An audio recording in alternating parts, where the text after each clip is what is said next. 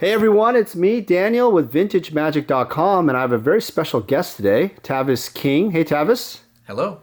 All right, so we're actually in Orlando, Florida, and we're just doing some cool magic stuff today. And we wanted to do this introductory video about a little bit more about TAVIS.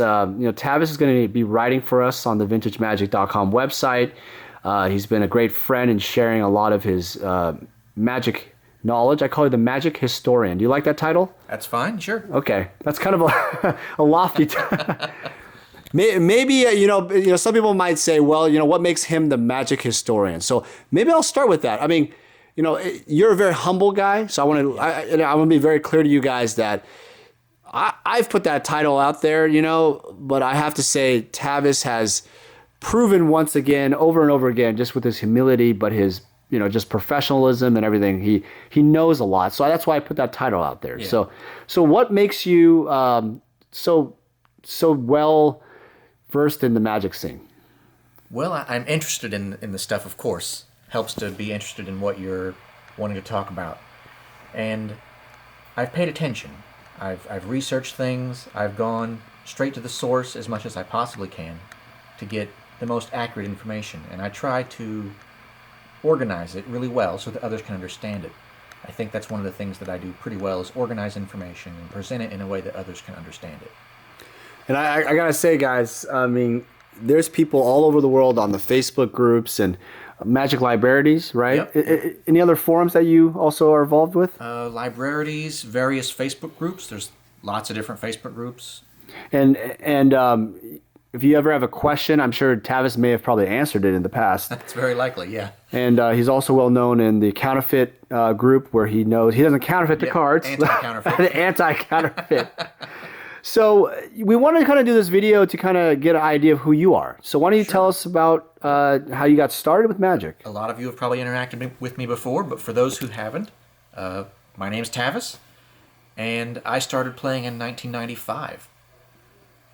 In my local town, there wasn't any magic cards at all until Revised came out, and we played what at the time was called Type 1. Today that's called Vintage. But we didn't have any power cards or anything like that, so we just really enjoyed our Wheel of Fortunes and our Regrowths, our Demonic Tutors and things like that. Soul Ring was a great card, still is. We had fun, and that's important. And when you first played Magic, was it that instant like MTG crack feeling, you just got hooked, or was it something that took some time? Well, I'd seen some advertisements in magazines for various collectible card game products, not just Magic, but their competitors also, and it looked fun. I wanted to try one out. And a friend of mine introduced me to Magic. He said, look, I've got these cards, and I would like for you to play a game with me. He promised to teach me how. He wasn't the best teacher, but I figured if I was going to learn to play one of these games, I should play one that one of my friends was interested in playing with me. That way I would have someone to play with. So I went and bought some Magic cards, and I read the instruction booklet. That's very useful. Magic doesn't come with an instruction booklet anymore. Right. And you were fascinated in the very beginning, right? Yeah. Yeah, I mean, what brought you to this point? Obviously, you've played in the beginning, and you've been collecting, right? Since the beginning? Since 95, yeah. Wow. Yeah, and I tried to get older cards too, of course. Everyone does. Sure. So you're one of those guys who collected the older cards and even the misprints in the beginning, right? Not so much in the beginning. Okay. I got into that later. Oh, interesting. But yeah. So you weren't like, okay, so you didn't really do, so what made you intrigued about misprints and the oddities and such? Well, I collected a global set in 1996. That was my first global set. And it was neat. And then later on, I started to collect another one. And then that grew into several other global sets. And I got into misprints as a way to make the global sets more interesting, because it's kind of just the same card again and again.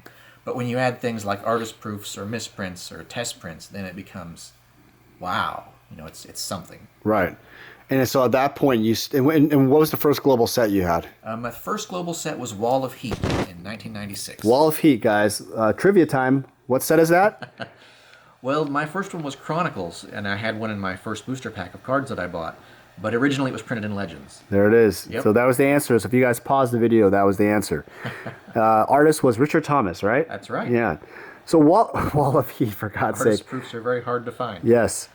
So was it at that point you wanted to collect all the misprints, and that's when you kind of sparked your interest then? No, it was later when I started Okay. getting my second global set, many years later. That's when I realized that misprints were pretty cool. And what set was that? That set was Banalish Hero. A Right. friend of mine gave me one, and you've probably seen it in Daniel's other video. Well, I guess it'll be Rudy's video. Yeah, Rudy's right. Yeah. Rudy's. Well, it was on my video too. Yeah. Yep. It was that's Doug Schuler. And why Wall of Heat and why Banalish Hero? Wall of Heat. I had opened one in my Chronicles pack, which didn't mean a lot to me at the time, but someone came into the shop a year after I opened it, and they had some foreign Magic cards, which was something that we had never heard of back then. It was a new thing. So they had foreign Magic cards, and they had a German lightning bolt, which was just amazing. I really wanted it. And I couldn't talk him out of it. He wanted to keep it. But he gave me a foreign Wall of Heat. It was Italian Legends. He said, here, you can have this. And I was thrilled. It was a foreign card, and like no one else had those. And so I put it with my other Wall of Heat from Chronicles, and they went together, you know? And then later on, I was sorting through the card bin at the local game store, and I found a Legends Wall of Heat. And I said, all right, let's go ahead and get that and put it with it. And then I'll have, 3 different versions of the same card. That's kind of neat. Wow. So it was like a nostalgic thing, right? Because it was the first thing. Yeah, it kind of sparked your interest. Happened to be one of the first cards I opened. And Banalish Hero, what was the story on that one? On that one, a friend of mine gave me an alternate 4th edition Banalish Hero. And it was part of his mother's collection back when she played. And after he gave it to me, I wasn't quite sure what to do with it because I didn't own any other alternate 4th edition cards. So, being unsure what to do with it, I put it in a binder by itself, and I decided that I would put other Banalish Heroes with it as a way to teach newer players how to tell the difference between different printings of the cards. Because a lot of new players have trouble with Alpha through 5th edition, all those sets that don't have expansion symbols. And the best way to learn is to see it, and then you can help remember it a little bit better there. Right. Wow. So it's kind of a teaching tool, it was the idea. So at that point, Banalish Hero, it inspired your misprint interest in oddities. So I guess there's so much to talk about, but just briefly, what is it about it that keeps fascinating today? Well, one of the interesting things about misprints is that if you spend some time studying them, you can kind of reverse engineer the printing process, and you can see how it's changed from set to set. And not just the printing process, but also the card design has changed through the years in a lot of different ways.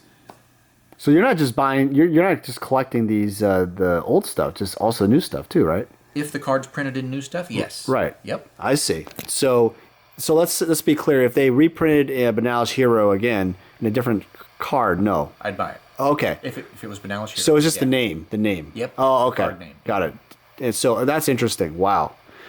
That's a lot of damn cards. Especially something like Fireball. Oh, man. I collect Fireballs. That's been printed forever. Oh, my God. And Samurai Healer? Yep. That's been in a couple sets here and there. Hundreds of them. Hundreds of them, yeah. So, guys, what's really fascinating with also what I'll do is I'll put the link of the video that we did with Tavis at Rudy's shop. But there's so much information. When I first met Tavis, there was this huge binder that he brought. And because the binder is so big, and that sparked me to ask him, hey, would you be interested in writing some articles for the community, share some of your knowledge? And, he was very gracious with his time, and we became closer and closer as friends. He also worked with me at the GP Vegas booth we had. Yep, that was fun. So it was just interesting because when we start learning about what he knows, you read about the Wizards process of how they manufacture the cards. There's so many weird things, right? Yeah. That they did right and did wrong. It's interesting. There's a lot to learn. Right. So tell the people, what's going to come up. What are some of the, because you did this video that we did professionally. This is more of like a raw, video. So yeah, what's going on there? Cover some history of the game, early history, some playtest cards, test prints, make readies, some misprint things also, stuff like that. Just history and interesting things. Right. And so, how we're going to do it is Tavis will do a written article that will supplement with the video, because obviously with the video it's a nice visual representation. So, and we also The article should have more details. Right, more of kind of like a librarian feel, like a reference you keep going back to, and we'll try to include as many pictures and obviously reference links as possible. It's quite incredible amount of information. I'm really it's really kind of you to actually do that, because I've always wondered, there's so much information online, right? There's no actually, it's all jumbled everywhere. Sure, Have you really noticed hard that? to find Yeah. information. Someone might post something on a Facebook group, but the thing is that information never gets archived as a It's impossible Right. to find stuff on Facebook. you can't It's gone. you can't search it and be like, hey, remember that one time that one guy posted that one thing? Right? It's really hard to find the right search terms, and sometimes Facebook search doesn't even work right. Yeah, exactly. So, if for someone that's starting to collect sets and stuff like that, what advice do you have for them for a global set or just collecting in general? What are some tips that you can give them? Let's see. I like to buy cards. If you're buying foreign cards, I like to try to get them from the country where they're from. For example? Like, I bought Russian cards from Russia. I bought Spanish cards from Spain. So you mean you go there? Oh, no, I didn't. Oh. I just found an online card shop Oh, okay. in that country, and they're more likely to have things in stock that you can't find here in the United States. Okay. Got it. Yeah, some of those foreign cards are hard to find. Got it. Foils especially. Portuguese and Korean are really tough. You actually contact a Korean card shop? Yeah. Wow. Interesting. How about financially? A lot of guys don't have a big budget, right, to collect these sets. So That's what do you right. recommend? Well, of course you want to keep your budget in mind when you're choosing which card you want to collect. It's nice to collect something that other people like. It's nice to collect something that you like yourself. That's more important. But you can collect a common card. Like most of my collections are commons. Honestly, when I was choosing one of my collections, I was trying to decide between whether I should go for a common or a rare.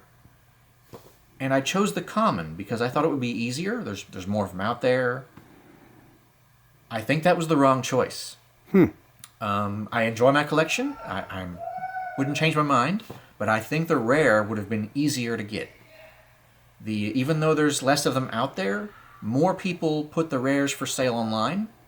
Finding some obscure common in a bulk box in a foreign country, you're never going to get someone that's going to spend their time to search through that worthless card and find it and ship it to you. Wow. It's impossible. Wow. And so to this day, there's certain cards that you're still having trouble finding. That's right. Yep, some of the foreign foils are pretty tough. Wow. When you're searching, let's say as a collector, you're searching for these cards other than going to the shops to try to buy them, and they're really rare ones. What do you do? Just keep searching online. Find some other global collectors. They'll help you out. They understand. Yeah. Now, why do people do global collecting? What do you think is the enigma behind this whole thing? I think they enjoy having a variety of versions, and it's something that you can complete. It's nice to be able to feel like you've completed something. It's not just a play set, but it's not a full set either, like a full expansion set. It's just maybe a few cards if it's a small printing. Like let's say it's some random card from a current expansion set. Maybe it's printed in 11 languages. So maybe you have 11 non-foils and 11 foils to find, and you're done. 22 cards. Everyone's different. They're hard to find, but you can find 22 cards if you work at it. Right. Wow, that's crazy. All right, well, this is awesome, man. Well, I'm excited to see what you have in mind, guys. I hope you guys, find some time to read Tavis's articles and videos. He is putting a lot of work into it, and we really appreciate the help he's been given for us. I guess my very last question for this video is, what tell us something personal about yourself that is something either you collect or you enjoy doing. Someone, people may not know. What is something that, is something that you, it could be anything, right? I enjoy muscle cars. That is something else that I do that's not Magic Muscle related. cars. Yep, similar to the way I'm known in the Magic world. I'm also known in Chrysler muscle cars. Chrysler? Yes. Like, what is the famous one they had? Plymouth Barracuda and Dodge Barracuda. Challenger. God, the Barracuda. Yeah. Do you fix them? You work on them and stuff? Yep. I've got some muscle cars. So. Oh my God, that is awesome. So was it all stick shift back in the day? Pretty much. I usually stick with automatics myself. Okay. I like to do other things. I talk on my phone or eat a sandwich or whatever. I can't do that with a stick shift. But right. So you have a historical knowledge and a passion for muscle cars. Sure. Especially Chrysler ones. Yep, I restore them and build them and answer questions online just like with Magic cards. So. That's awesome. Well, there you go, guys. Well, Tavis, thanks for your time. Guys, we'll finish it here, and then Tavis is going to start with the first article is the Alpha Test Prints? Or what are they called? Playtest cards. Some history of the game, the design process for how they wanted the game to be released and what they wanted it to become, which isn't actually what it became. And some of the playtest cards, how they developed things, stuff like that. Yeah. Some prehistory. God, I'm excited, guys. By the way, you can literally drown yourself. Like, you can literally grab dinner and watch I feel like I'm on the History Channel when I talk to you. All right, guys. Thanks for your time. Take care. Thank you, Tavis. Yep. See you next time. All right. See you guys soon.